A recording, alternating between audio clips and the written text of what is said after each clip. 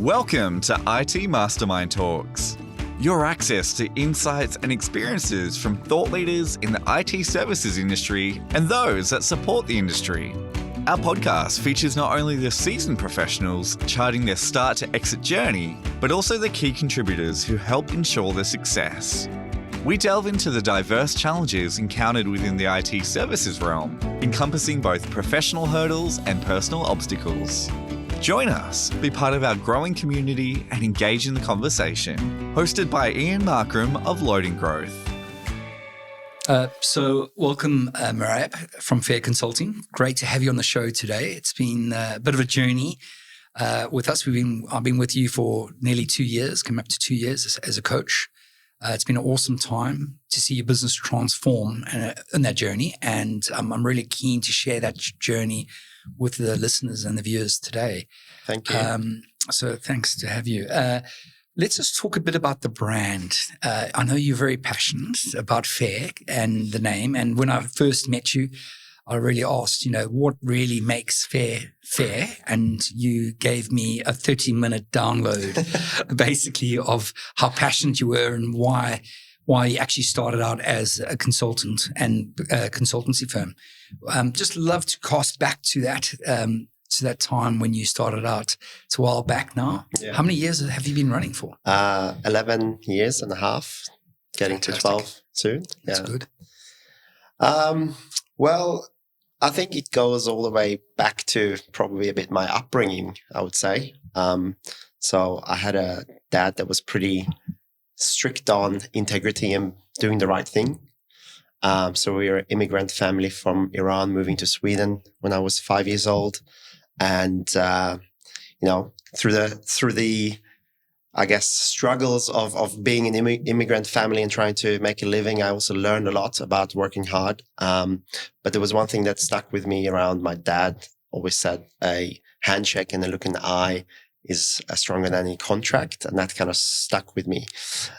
So over the years, I've obviously been in different consulting companies. I had really great experience when I was in Sweden.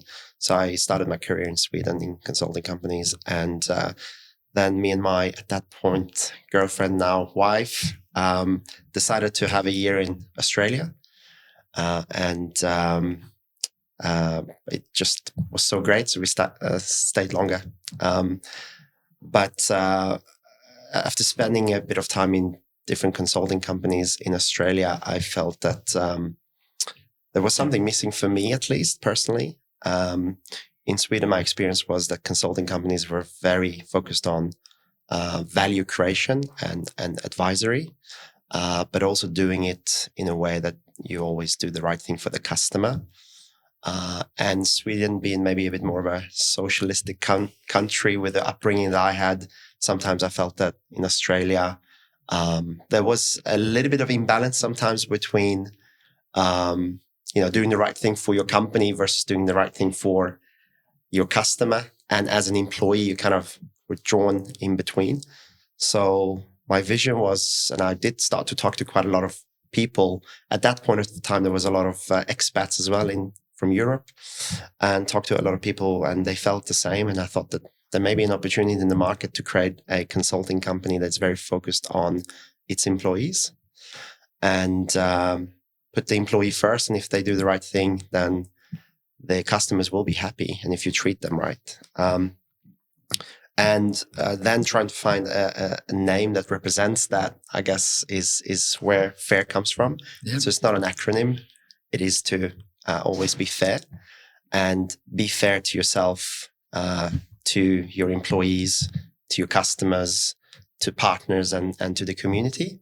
So that's how it all came about. And I think over the 11 and a half years, there's a lot of things that have changed in the business. But I think what we can always be proud of is that we kind of try to always stick to the core principles and the values. Yeah, that comes across in your messaging internally that I see, and also on the website and everything else. And I think it's really a good value to have. And hopefully that never changes as your journey goes on. So the day that changes is the day when I need to hang up my hat and yeah. And move on. Yeah, for sure. Okay, that's fantastic. Thanks for that. What were the initial steps? How did you actually transition from working for another consultancy firm into your own sort of environment? Did you become a contractor first, or did you say, hey, we're going to set up a consultancy firm? It's slightly different for everyone. I'd love to know that little step that you did, that leap. Well, I had the vision to set up something bigger, but you obviously always start with humble beginnings because cash flow is really important. You can't just go and hire a lot of consultants. And in my view, I also, there's a lot of companies that set up and start with investment and things like that. But I always felt that if you try to do that, then you're immediately going to be told how to run the business. So trying to bootstrap the company through your own, I guess, cash flow is the only way that you can maintain what you want to do with the company. Yeah. So I started as a contractor, and basically, I guess over the last 2-3 years that I had been working in different clients, had built a bit of a reputation of what I can do. And when I left, there was a few customers that basically reached out and wanted me to consult for them. And that's how the first customer came about. Yeah. But then the first customer where we actually had someone else coming into was through a little bit of a Seek ad, actually. Because I didn't know anything about selling. I was like, how do I look at work? And I was looking at work through Seek to see if I can get a contract anywhere. And then I was like, well, can I call you up and we, help? So, well, that's brilliant because it's always that tricky to get the first customer. What did it feel like to win that first customer, get that first paycheck or invoice paid? Do you remember that feeling of joy or excitement or? Not the paycheck really, because I'm not that money driven. Yeah. But the idea of winning is something that I really like. I'm very competitive. Like I've played sports and I've always wanted to be the best in everything I do. Great. So it's just more the, I guess, feeling of accomplishment than, the money or the invoice that is getting paid. For sure. That's good.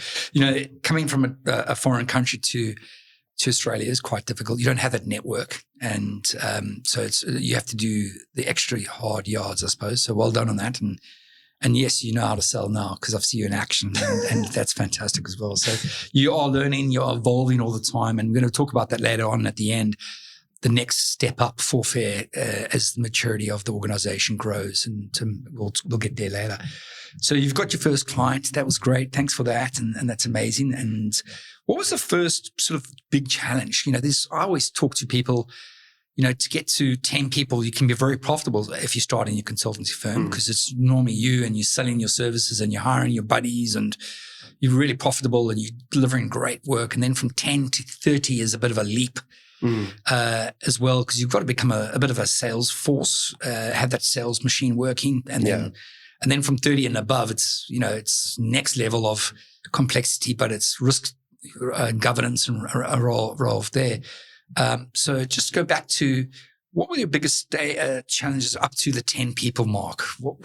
Did you remember back? I know it's 11 years ago. Do you remember what that would be? I think it was to change your mindset from being like the person who's going and doing all of the billing and then bringing in people to try to convince the customer that you don't need me to do the billing.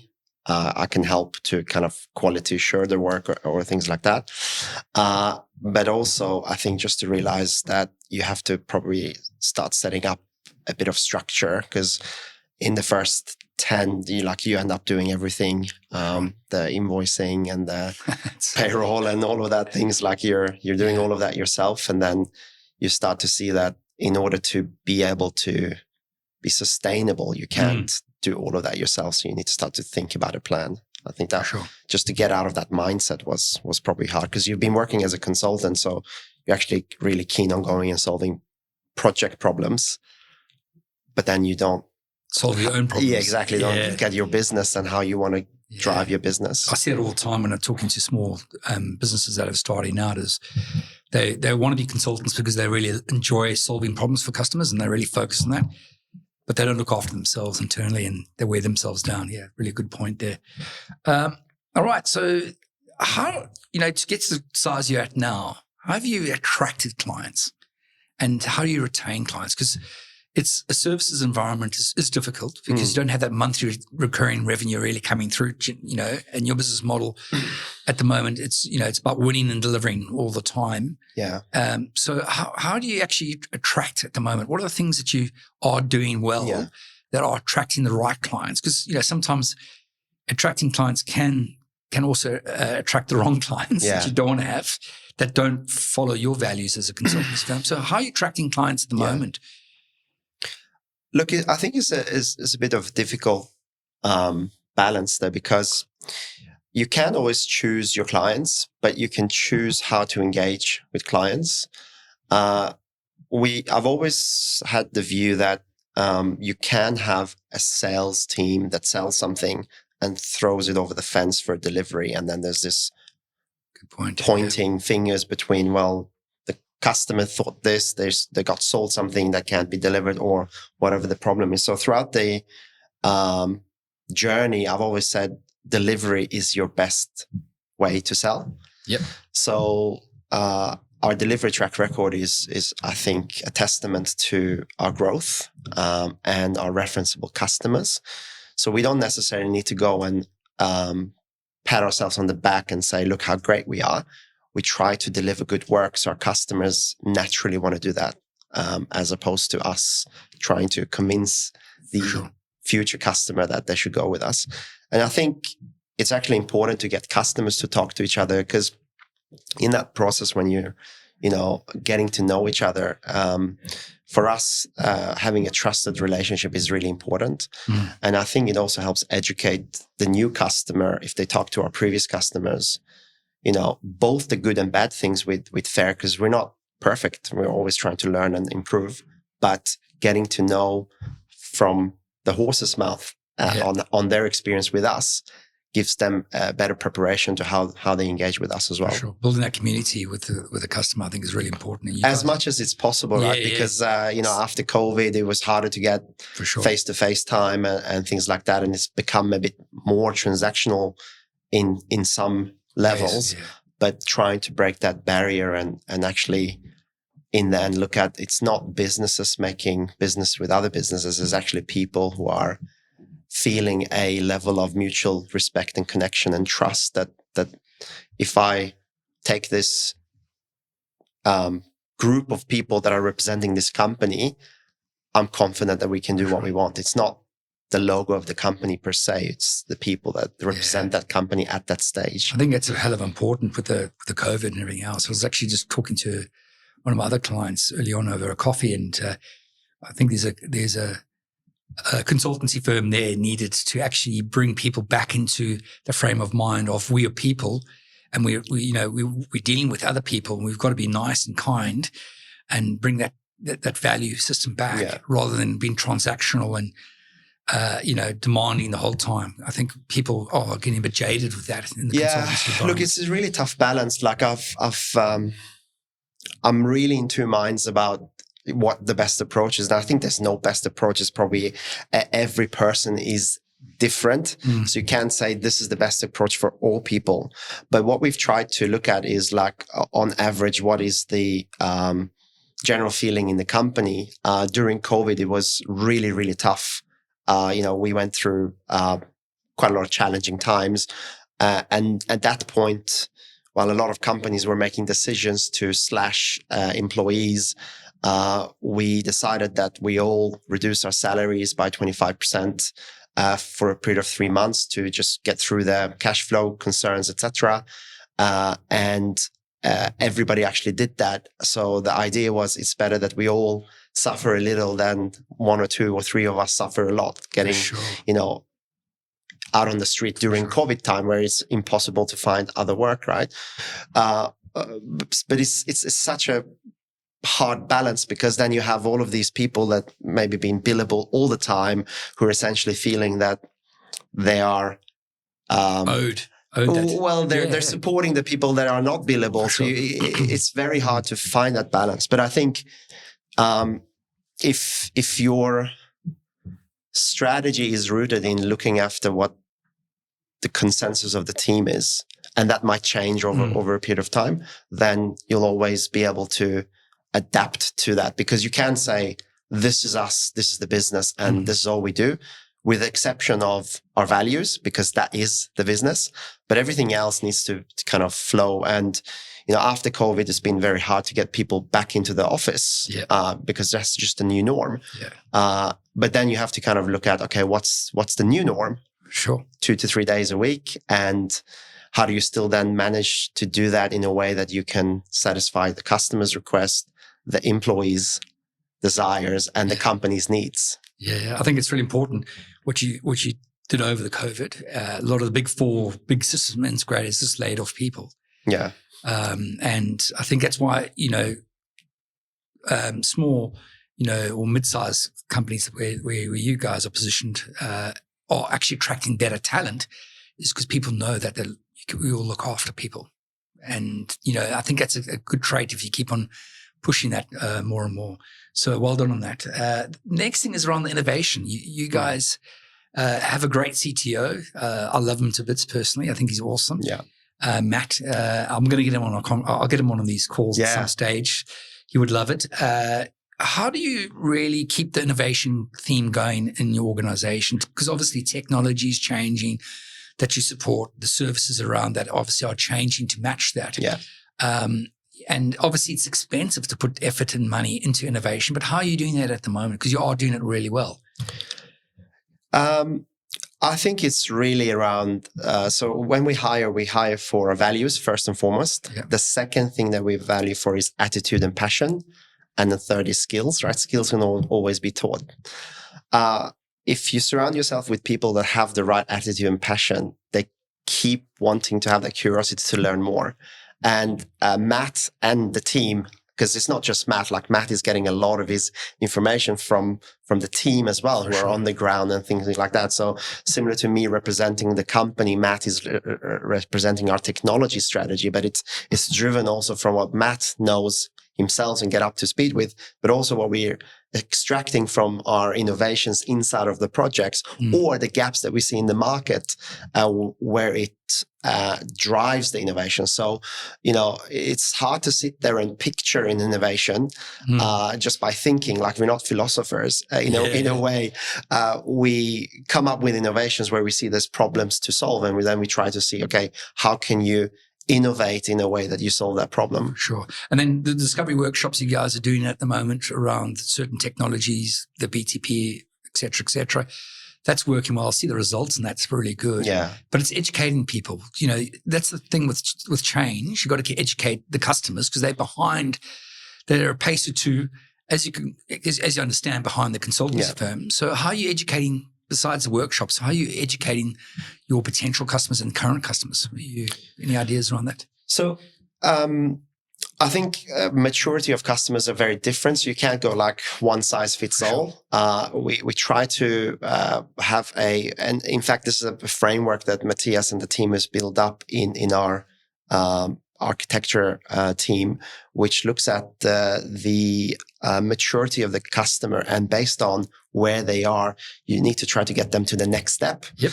So if they're, barely crawling and they have disparate systems and all of these things, you don't start talking about AI, right? You actually start to get them to think about, or how do you connect your environments? How do you create some automations and things like that, and take them on the journey? And I think a lot of times, people get a little bit caught up with the next new Kool-Aid that is out in the media, and, let's jump on that. Sure. That's fair enough. You can drive value from it. But if it's just a buzzword and someone wants to get a recognition on their CV, it's not really something that we believe is worth focusing on. Because going back to the roots of consulting, if you can't generate value to the customer, then you're insignificant. For sure. So you've mentioned a lot on the team and the culture, and you're really on top of that. And I think it's amazing. Trying to be. I'm not saying we're definitely never going to be on top of. No one will be. I think, as I've been having these discussions the last few days with clients that have been coaching, it's a bit of a journey, and things, up and down. It's never perfect. And it never will be perfect, I suppose. So just to make sure that those people listening out there don't think the world is perfect. It's not. Yeah. So I think we've covered enough on the team and the culture side. just around the actual services that you guys are offering, there was a bit of a change in direction with strategy because of where the customers were going. So, you look back 2 years ago, you were really the leaders in SAP CX. Still are, I would say. Exactly. Sorry, I should say, yeah, definitely are. But you knew that the revenue of services at some stage was going to sort of change. And in order to keep the business going, you had to go through a process of changing that ship into a slight different direction as well. Could you just go through that journey? Because it's been hard. Yeah. It's not easy. And I see the light is there. You are through that gap and you're at the end of the tunnel. But I'm sure you would have had a bit of doubt in between. End of one tunnel, the start of the next, maybe. Yes. So if I think back a little bit, during COVID, once the fear of the world going under, vanished and people started looking at the new norm, a lot of companies wanted to do things online, right? Self-service became a big thing, which helped our business. So we were actually growing a lot at one point straight after COVID. But then after that, basically a lot of customers started to look at other things because supply chain issues became a bigger problem than self-service issues. So what I'm trying to say with that is, again, as a consulting company, you got to look at how do you solve people's problems, right? As opposed to going, well, we're a CX company, let's just continue CX until the nth.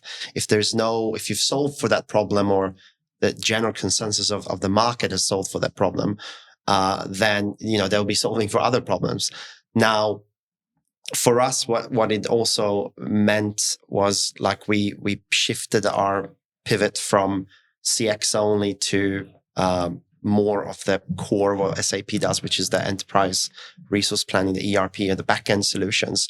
And that was for two reasons. That was one, because obviously that's core to SAP, and we found ourselves sometimes working on the fringes, but then not being able to, again, go back and deliver the core value to the customer. Because let's say that you're creating an order in a CRM or commerce platform, it still ends up in the back-end ERP. So how do you make sure that logistics and all of these things are also then? So if you can do the end-to-end value chain, then again, you're able to drive value to your customer. So it was out of necessity to also be able to pivot to continue to be relevant in the market. Yeah, that's really important. Got a big team. You had to cross-train people into the new services line? So one of the things we do every year actually is we do an inventory. We do an inventory of our team. And it's inventory is a bit of a harsh word, but it's looking at people's skill set, looking at our technology, and we have categorized our technologies in strategic, important, and opportunistic. And based on how many of technologies are set as strategic, important, opportunistic, and with the growth that we're aspiring to, then we look at how many people do we need to cross-skill? How many people do we need to hire? And also, I came through an internship program and started my career there, so I'm pretty passionate about also giving opportunities to interns and graduates. So we also have then a look at what type of intake can we have when it comes to graduates. So looking then at, again, supply versus demand when it comes to, okay, these are our strategic technologies that we're going for. Then you look at upskilling, hiring, or getting graduates. Yeah. And that demand will, I think, become a key success factor for the future, because I think in the SAP space, there will be a crunch on knowledge with what's happening and a lot of customers now in the next few years needing to move into the new ERP solutions. Yeah, that's great. Thanks for that. It's really good what you did there with the company. It's investment. It's money out of your back pocket as the owner, the founder. I know how painful that is, but you have to do that. One, for the people, keep them relevant in the industry, but also to keep your business relevant, I suppose, it's important. So well done for doing that. Yeah. I think the key thing is if you don't have those quarterly driven goals where someone is like in your ears and says you need to do this result by this time, sure, you can think about your businesses in a more strategic way of looking at and take a investment up front for the future growth. Yeah. It's definitely the difference between the big system integrators and big five, or whatever you want to call them, versus a small company that's, running their own show and doing their own thing. I think it's really important. Yeah. I think it's a mindset as well. Yeah. Like I think it's definitely an ability for bigger integrators to also have that long-term vision. I think sometimes the shortcuts actually hamper the big ones as well, because then they're called out for being short-sighted, and then the longevity of a customer relationship gets broken down through that. Yeah, I suppose, the only way that I see them, I'm very cynical, the only way they see it is, just buy the capability, and, that's the way they look at it, because they don't want to develop it themselves because it's too costly, it's too much effort, and it's something that they're not structurally set up to. Anyway, that's just my 5 cents of view. I'm always for the small companies, versus the big SIs and global SIs. So that's my view. So just carry on talking a bit about the services that, you've moved into the new area of service that you are, servicing your new clients. What are the sort of some of the common challenges that you face when working with clients at the moment? Is it indecision? They can't make a decision still? Is that what's happening at the moment? Oof, that's a very broad question. I think the one thing that I see that I feel is a little bit hard to tackle is a lot of very big investments and decisions are being made by people that are necessarily not going to be there at the end of that decision, which means that the company is getting a debt of that decision. And the person who's made that decision has either resigned and moved on, or moved on for a different reason. And then the company is then grappled with what are they going to do. And it's very easy then to come in and say, well, that wasn't my decision. And then you don't take accountability. It's very hard to tackle that because, people come and go and how do you get the accountability of a decision transferred to the new CEO or whatever? You have to recommit. You have to get that recommitment again from the client to make sure that's the biggest, I guess, mistake in a way is that that new person comes in and immediately dismisses what the previous person has said because they know something else. And then you kind of go again. And I guess to a level which is a bit weird, that is what keeping us in the business as well, because the new ideas, new things that they want to do and new innovations, so we can then help the new. But sometimes I actually think that just looking at what is there and making a bit incrementally better, as opposed to throwing everything out and continuing with a whole new strategy, could deliver a higher return in a shorter period of time to the customers. But again, it's just to find that balance. And when do you do that? Yeah, I used to say to one of my big clients many years ago when I was in the services industry that there's no difference between you and the federal government. You act the same way and you're going to get the same results. So if you don't want to inaction, then this is what's going to happen. They used to get frustrated with me when I used to say that to them, but there's no difference, and that sort of leads to that, because every, 3 to 4 years, it depends which country you're in, listening to this, there's a change of potential government. Yeah. And then nothing really happens. Nothing really gets executed. And sometimes it's not, I personally don't care who's really in power, as long as there's positive decisions happening, know. And that's the same thing with big clients. But it can be quite intimidating sometimes if you go to the customer and kind of trying to tell them that they're wrong. Yeah. Not that you say that in that way, but if you know that this decision could actually be the wrong decision for them. How to articulate that is because you want to win the work, obviously, and then you 100%. Yeah. So, and what genuinely is sometimes our challenge is when we try to bid for a work, we bid for what it takes to deliver that work, as opposed to what it takes to win the work, which is two different things, right?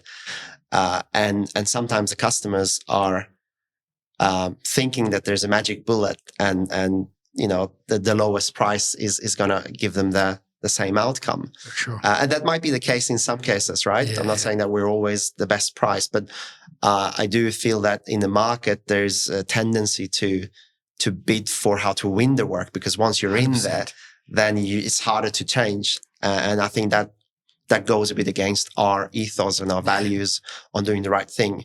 Yeah. And I guess it's been very hard to face that brutal truth, because you end up losing and being pretty sore about losing. But on the other hand, you might go, maybe that's not the right type of customer that you want to work with if they want to take shortcuts. Sure. I mean, you see that often, when you find out the result of an RFP or a big piece of work, that it's gone to someone else at a 30, 40% less of what you were actually bidding on. And that's impossible, but they've bought the work to change. Once they're in, they'll change the game. Yeah. Once they're in, it's a change request from day one. Yeah. And that's a relationship that can never really work well with a client. Yeah, the whole idea of, we got them on the hook, it's a fixed price project, is probably one of the worst things that's happening to consulting companies and the customers, because it just creates a false sense of accountability between the two parties. While in the contract, then you have all of these exclusions that, in a massive transformation, nobody's actually going to the 7th degree of the requirements. Sure. And it actually, I think, erodes the trust. So you should create a contract, but that contract should never be looked at again. Like the trust should be there so much that you don't need to go and look at the contract every day. And I think, unfortunately, sometimes procurement functions and other things are taking away the ability to create a trusted relationship, because you want to try to balance getting the best bang for your buck, which is where procurement is there. But sometimes it's actually hampering you to build up a trusted relationship. Yeah. What you said early on used to remind me when I was a consultant before owning my own business, is that I would, when you arrive at the first day of the client, you go, okay, and you speak to the account manager. I would say to the account manager, so what are we delivering here? Let's really get it out. It's like, oh my God, it's like, we can't deliver that. It's like, this is going to be painful. And then straight away, you're on the mindset of having this disgruntled customer that you've got to deal with. Yeah. Because you can't deliver that. And then you're trying to cut corners, everything else. And unfortunately, if procurement becomes too strong and you're having this yardstick and they pushing the price down of the consultancy firm, this is what's going to happen over and over again. So if there's any of my past customers out there listening to this, please be mindful that you've got to have a win-win situation. Yeah. I think that's really important. It's very cliche, but you get what you pay for. 100%. Easy. I used to say to people, you want a Ferrari, but you want to pay for a Toyota Corolla. There's a big difference. There's nothing wrong with Toyota Corollas. It gets you from A to B. It does. Sorry to the Toyota fans out there. You've done some really great things at FAIR for clients. Can you sort of single out one sort of success story that made you proud? Maybe it's not you personally, but the teams delivered from FAIR that would, resonate to people listening to this. Ooh, it's a lot. There's a lot going on. I know how busy you are. I think it's hard to point to one specific event, because 11 years there's been quite a lot of projects that you can definitely feel proud of. I would say the feeling of the customer after the project coming and saying what we actually signed up as the objective to do this and this and this is being fulfilled through the technology that you guys supported to implement. And therefore also we're happy to be a reference case or a testimonial. I think that is a really good feel factor for everyone, like for the team members that have been part of that, for the customer itself, because they actually got what they, paid for. And that's something to be proud of. I mean, it's hard to go for like one specific project. The times where maybe if you look at the opposite that we've also felt proud of is walking away from something that wasn't the right thing to do. So we've done that. I remember 2 or 3 times that were quite massive. And in one occasion, it was actually a bit of an arrogance with it was a partnership and that partner, which happened to be one of the global SIs, basically arrogantly said, there's no way you're going to be walking away from $2.5 million in revenue. For sure. And we had a meeting with our senior leadership team, and we thought this is not the right way. And the customer is actually not going to get what they're signing up for. So we removed ourselves from being partners in that project. Mm-hmm. And lo and behold, that project went pear-shaped. And so that's something also that's to good. Like, it's not just what the things that you do, but it's also things that you decide not to do. 100%, because that could have done some real damage to the brand and the people internally trying to deliver something that was not really deliverable. And consultants just get burnt out and leave. So that's definitely a challenge around that. So thanks for sharing that. So the next thing I suppose we want to just really talk a bit about is the growth. So you are one of the largest SAP partners in the ANZ region, and that's independently owned, definitely. I should say that as well. That's something to be very proud of. Where do you want to go next? So, where are you in the next 3 years to 5 years as an organization? Well, first of all, I guess maybe size doesn't really matter for me. For sure. So it's important to have a good sized company because you can do much more when you have that. But I think to have the right type of people with the right mindset and values is that. So I've always said, as we grow, we want to continue to grow with the right type of people, as opposed to just grow with the wrong type of people. And we have had that as a mistake. I've learned from that. So at some point we grew really, really quickly, but we kind of didn't look at our hiring strategy as much as we should have. And we ended up just hiring more people, but they weren't necessarily aligned with our values and attitude and the passion. And after a year or two, those guys were no longer with us. So trying to hire the right people as part of your growth strategy is probably the most important thing, because a services business is nothing other than the people inside of it. 3 to 5 years is a long period of time, but I think what we're trying to do is maybe to some extent challenge the bigger ones, and try to grow in a way with customers that see the, differentiation that we provide, and, hiring key strategic people that can help move the needle. Because I think, a good leader is probably also able to, at some point, recognize where their limits are, and then try to surround themselves with other good people and other good leaders who have the similar mindset that can help elevate, the company beyond what my personal capabilities would be. And that journey is something that has started a bit more, because I think we've taken the company to, the limits that I feel I can contribute. And there's a lot of experience that I've gained during this 11 years, but there's also a lot of other people that have so much more experience could help. We'll get to that a little bit later on in the next 5 minutes or so. But I think it's really important because you are a single founder and there's a lot more pressure. And I spoke to another client early on today who's going to be on the podcast as well, is what is the optimal size of how many founders you need to start a business? And the stats are really against you as a single founder, let alone starting a business. And it's a lot easier if you're 2 to 3 people as well, because then it helps leverage each other, because you're never all going to be firing at the same time. We're just humans at the end of the day. There's a journey we personally going on with families and kids and whatever else is happening there. And that also weighs down on the pressure on a single founder. So I think it's amazing that what you've done and achieved as a single founder. So congratulations on that. I think it's, Yeah, thank you.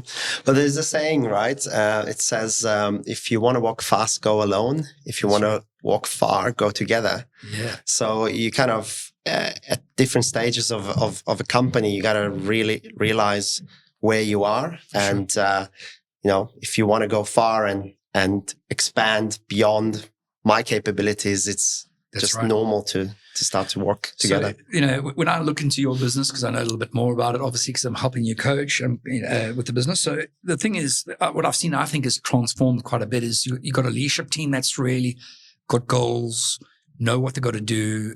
There's a team below that's doing really well. You got a team structure around that is fantastic.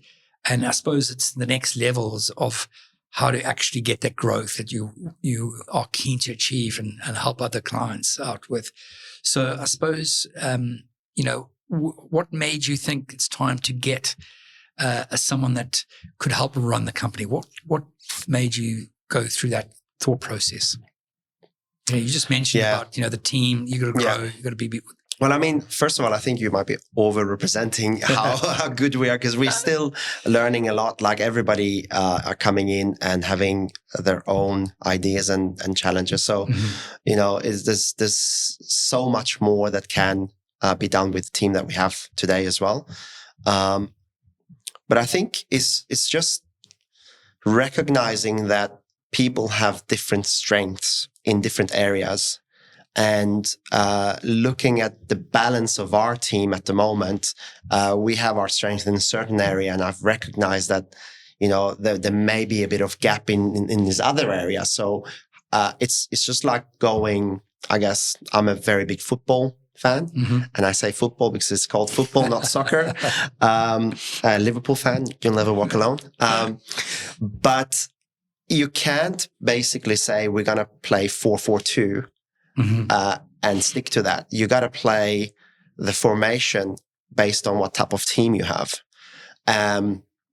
And that's kind of where I am in my head. Like we know that we have good people in this position, but then if, for example, if you have really good defense and midfield line, but you don't have strikers, you still may not win.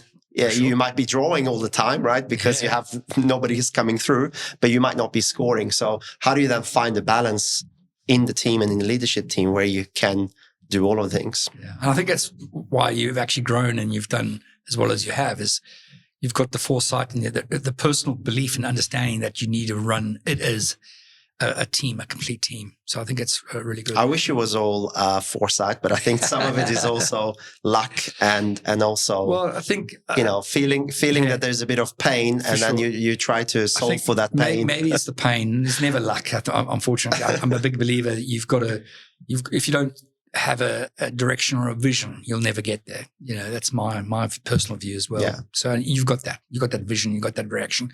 And I think it comes across all the time, all the interactions I had. So yeah, keep on believing in your gut and whatever it is, your instincts, and keep them going. So just talking about the growth and FAIR, the next level, the 10X, as I always call it. 10X. Not 10X growth, but, the mindset to change from being, just an incremental mindset to let's stop and put something in place to actually get that, that growth that we need in an organization. And that's what I call the 10X. Dan Sullivan puts it a lot better. He's written a couple of books on it and he's made a living out of that quote. So if anyone's listening, you can go and download his podcast or his audio.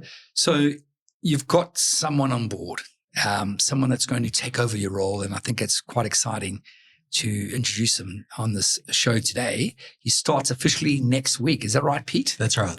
Looking forward to it. Fantastic. So that's great. So how did you guys meet and how did you get Pete on board?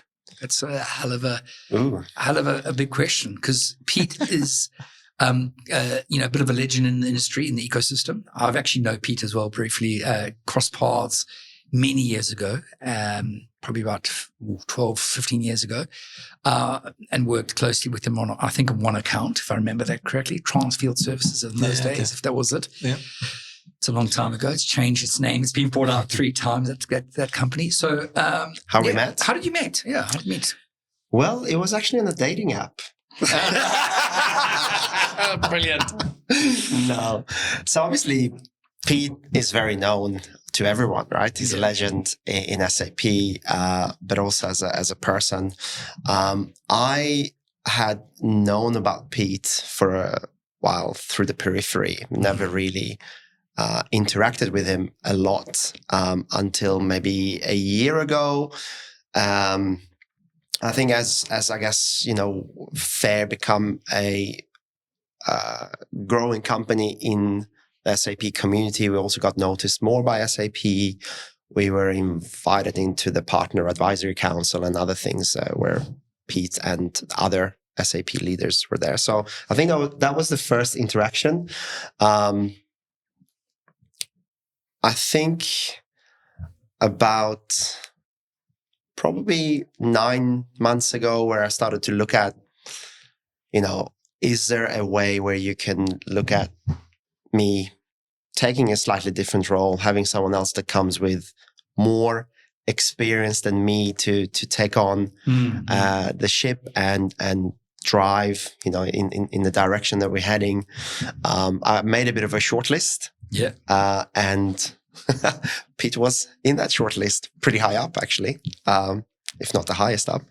And then over different circumstances that's eventuated, we were able to have a conversation.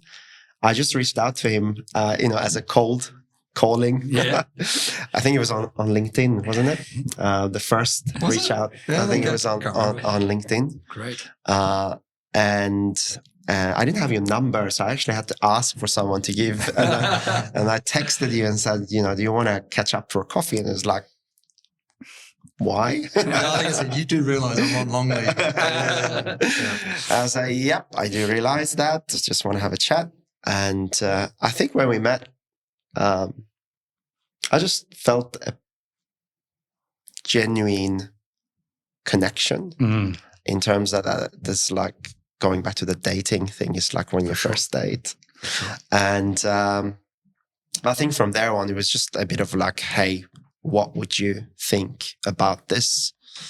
And Pete played really hard to get. I was very standoffish, wasn't I? But if I reflect back my recollection of first meeting and probably first time of having a one-on-one conversation with you, was actually Mark Hitler's farewell. Oh, yeah. So it was almost was a date. And it was like, and my first question, one of my questions was, FAIR, where does the name come from? Yeah. And then how he explains that, as you did earlier on today, but just like, impressed me, but also really positively shocked me that there's someone out there that wants to bring FAIR to the forefront of consulting with SAP customers. Bang, attention. Great. For me. Yeah. And that's going back a year. And obviously we've moved on a bit since then. But I think that conversation is what really matters to me is the values here. That really draws me to FAIR. I'm really passionate about values and what I've done in SAP and putting people first, customers first, and doing the right thing consistently over a long time, you'll be long-term successful. And I passionately believe that. For sure. And then to hear it's exactly what FAIR represent, what Mehrab represents, what the whole team represents, you quite quickly get into this bromance, I think, of, hey, wow, how cool are those values? That's awesome. What a connection. Yeah, which was really, for me, massively important. Yeah, I think it's what people want nowadays as well, more and more. I think it's really important. So, yeah, congratulations on that tie-up. So there's going to be a bit of a change, Mehrab, for you. And obviously, Pete's coming in to take some of your burden and your role. How are you going to let go? And I'm sure people would have asked that question. He did ask that. He looked me in the eye and he said, are you ready to let go? Because this has been your baby for a long time. I don't see this as letting go, as in I see this as co-parenting, let's say. Great. Because I'm not adopting away FAIR and then just not doing anything. I'm just realizing what part of the parenting I'm better at and what part of the parenting Pete is better at, and ensuring that FAIR is to look after the way it needs to be to grow For it. sure. I think a consulting world it's all about team, because it's all about people. And I think as you grow, you need, more capable people in that team to get to the Premiership League, to keep them winning, getting those goals and defending those goals. So Pete, coming on board, how much services experience have you had? I mean, you obviously know the ecosystem very well. Yeah. You know how to lead people. You've done that very well. And that's, that's why you got so far up at the chain and the SAP.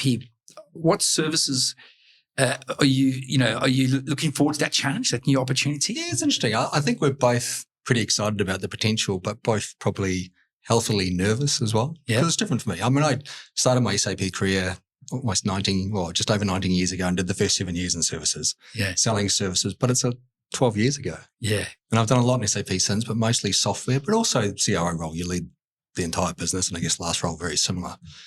So the dynamic of sponsoring customers and leading transformational change with customers, no problem. The actual innate knowledge of what you need to estimate, and clearly it won't be my role in what we do. So I think there's a background of experience, but there's also a healthy nervousness of what value I can bring. And I think that's I think it's a positive nervousness. I think it's because you want to keep them growing as an individual, don't you? 100%. And I think that was one of the questions as I was transitioning from SAP. Someone asked me, do you want to remain in the SAP ecosystem or not? And it was actually a really good question for me, because I was like considering doing other things. Yeah. Different software companies, different dynamics, completely away from SAP. But it actually got me thinking. I love doing transformations for customers. I love what we've done for a long period of time. I have a reputation that sounds quite nice today. Thank you, gents. Probably a bit overdone, as usual. But I actually do, because I think what we can do for customers and the change we can make, and if we do it the right way consistently, develop trust and do the right thing, the difference we can make for customers, not for SAP, but for customers, is phenomenal. And that's exciting. For sure. Yeah. So you start next week. This will only be aired next week anyway, or whenever that is. So don't worry about any blowback from the previous employer. What are you going to do? You're off to Orlando, I think, this weekend. Is that right? My first day is Sunday, and I fly to Orlando. How's that? That's easy. You're value for money straight away, right? Your first day, you don't want to play for 24 hours. But you know what? And we had this conversation. Is that a bit cute, a bit odd for SAP? They'll leave one day, and then the next day I turn up, but actually it's a statement. And that's what we're doing. Yeah, FAIR, we're serious about what we're doing. We're serious about the growth we're going to do, and why not get there, spend time with customers, and also for me, the connections with global SAP leaders as well.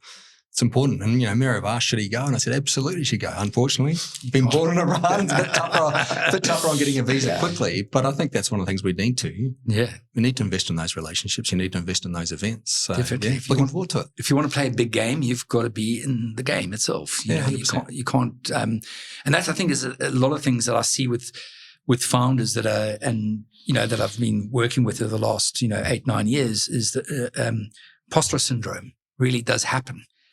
Because generally the heart of a founder is a technical person, and they're really good at their domain, whatever that is, and they then leave, and then they can't think they can be a leader in the business. So that's pretty, and if you want to play a big game, you've got to be at the table to play the big game. So well done on getting Pete up and running and getting him to go to Orlando. I've been there a couple of times. It's an awesome experience, and hopefully next year you get there as well. I'll go in early with the visa application.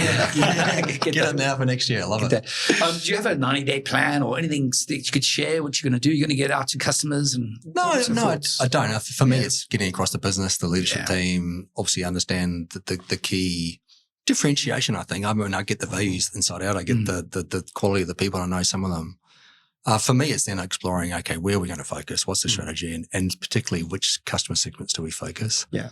And I guess for me at the moment, I'm super excited about being in the ecosystem. I think there's, over the next 3 to 5 years within SAP, there's just a phenomenal demand. And that's not just transitioning customers from their existing, on-premise state. It's also net new in mid-market, the SAP product set and where it's going. There's just this phenomenal opportunity that just excites me. So it really is, where do we focus? Where do we invest our effort? Right. And let's hope we have some growing pains as we go. That's the fun. So, I've been looking forward to seeing this journey extend, and And hopefully I'm with you a bit longer coaching as well and be part of that journey because it is exciting. It is exciting to, I invest a lot of time with my customers, and it's nice to see that they are progressing in the right direction and they're doing the kicking goals and everyone's having fun on the journey, because it's not great having no fun part of any journey. I mean, that's really what it is. So I can guarantee you we'll have some fun. Yeah. There'll be fun. There'll be challenges. The key thing is that you get through the good and bad times together. Yeah. And you do it in a way that we've always said, like through integrity and transparency. Right. Because I think if you lose sight of those values, then you've lost the whole purpose of FAIR. For sure. Just got one sort of thing to ask, and then we can, call it a day. I suppose it's really like, if you're giving the advice, Mehrab, to where you're at now, it's an amazing company. But if someone's really want to start in the consultancy world, IT services world, and they're like working for another consultancy firm or end user site, whatever that is, what advice do you give them to break that and make that leap across to the unknown? Any thoughts on that? Don't. No, I'm just kidding. We don't want competitors. No. Look, I think sometimes people might think that being a business owner is you got all the freedom in the world to do whatever you want. And, while that is the case, the accountability that you have, especially when you also have a lot of people who are depending on you, can be quite overwhelming. So I would say you got to be at a stage in your life where you're willing to take some risks, because it is essentially a risk. And you got to be willing to work hard for that. The return, if you get it right, is really good, both in terms of the sense of accomplishment, but also potentially monetary. Yep.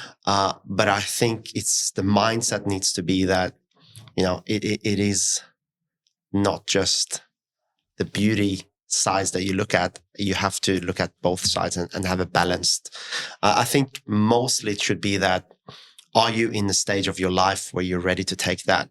And only you would know, right? You can go and listen to 100 people and see what their experience is, but you're never like someone else. You're unique in where you are, your circumstances. So looking at from an inside perspective, if your gut says that you're ready for the challenge, then you probably are. Yeah, so I'll take that. That's brilliant. So are you ready? And you will know that yourself. I like that. Really good. All right. Pete, thanks for joining us right at the end, and all the best for your new role at FAIR. I really looking forward to see how that accelerates the growth and how we are on the great journey together. And Mehrab, thanks for joining us on the call as well today. I appreciate it. Thanks for Ian. having us. And thanks for also putting up with us in FAIR, because I think it's great to have you as a coach and get some external views in. For sure. It's good to, when we get caught into the details, get a external person looking in. Cupcake. Yeah. That is a really good example. Do you want to mention that story? Because I think it's embarrassing, but sure. Just putting ourselves out there. So we have anniversaries, and sometimes we try to do things for the customers, and a few times we sent out cupcakes and other things. And I guess, it demonstrates that because of the passion, some small things can be discussed for too long, and cupcakes was an example. So I think it took like 3 meetings and many Slack messages back and forth just to get a list of who the customers are and what their addresses are. But it was also during COVID, I think, so it was really hard to get are they going to be in the office or not going to be in the office? But I think at that point, you kind of reminded us that, hey guys, there's more important problems in the business to solve. Like if we get 60 or 80% of the cupcakes right, then, it's fine. And if someone doesn't get the delivery, hopefully they get it next year. Well, there are amazing cupcakes. They are good cupcakes, yeah. They're not just a normal cupcake. Yeah. So great. Thanks for sharing that, because I think people do get involved in their business too much sometimes to think about what is the pressing need at the time. So thanks for sharing that. That's a great story. Thanks a lot, everyone. Thanks. Cheers, guys. Thank you. Thanks for joining us on IT Mastermind Talks. Don't miss out on our next episode. Hit the follow button and stay updated. Want to be our next podcast guest? Contact us and share your expertise with our audience. Visit www.itmastermindtalks.com for more information.